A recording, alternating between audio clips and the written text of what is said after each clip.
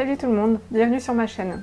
Aujourd'hui, c'est une vidéo un peu particulière. En fait, j'aimerais vous expliquer la raison pour laquelle j'ai voulu faire cette chaîne.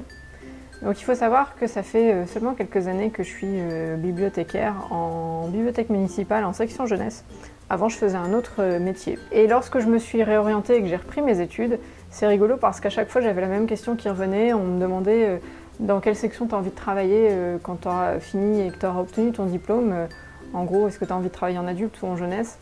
Et invariablement, moi je répondais assez clair et net, moi je veux travailler en section adulte.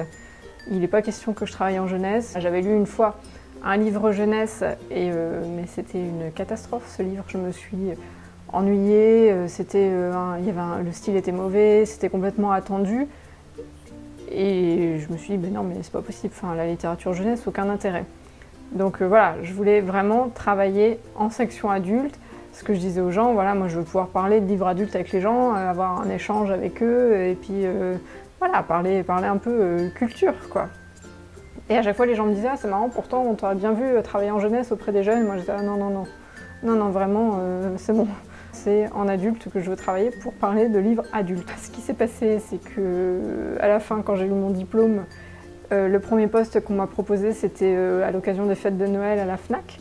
Et il se trouve qu'ils avaient besoin de quelqu'un à l'espace Kids. Après cette expérience à la Fnac, j'ai enchaîné plusieurs postes dans des bibliothèques municipales. Et à chaque fois, c'était des postes en section jeunesse.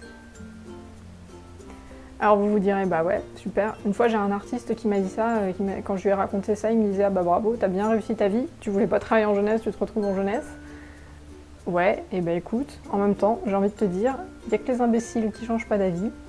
Et étant donné que je me suis retrouvée à travailler en jeunesse, je me suis dit, bon, bah, si je veux pouvoir conseiller et les jeunes, et les parents, et les professionnels que je rencontre, voilà, les instituteurs, et les assistantes maternelles, etc., il va bien falloir que je me mette à cette littérature jeunesse et que je sache un peu de quoi je parle pour pouvoir leur conseiller des choses. Je vous avoue que j'ai été énormément surprise parce que je suis tombée sur de vraies pépites en littérature jeunesse.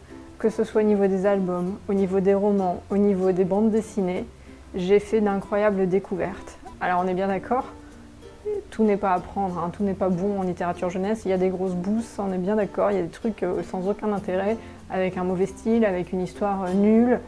Voilà, ça on passe, parce qu'à la limite en littérature adulte aussi, il y a des trucs comme ça.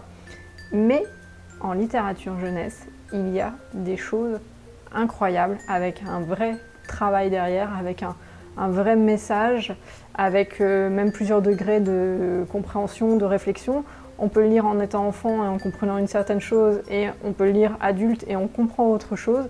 Enfin voilà, c'est pour cette raison que j'ai eu envie de faire cette chaîne, parce que je voulais partager avec vous les découvertes que je fais au quotidien dans mon travail. Donc si vous êtes comme moi et que vous êtes persuadé qu'il y a des très bons livres en littérature jeunesse qui méritent qu'on parle d'eux, alors ma chaîne est faite pour vous et il ne vous reste plus qu'à vous abonner. Et maintenant je vous dis à très bientôt pour une prochaine vidéo. Allez, salut!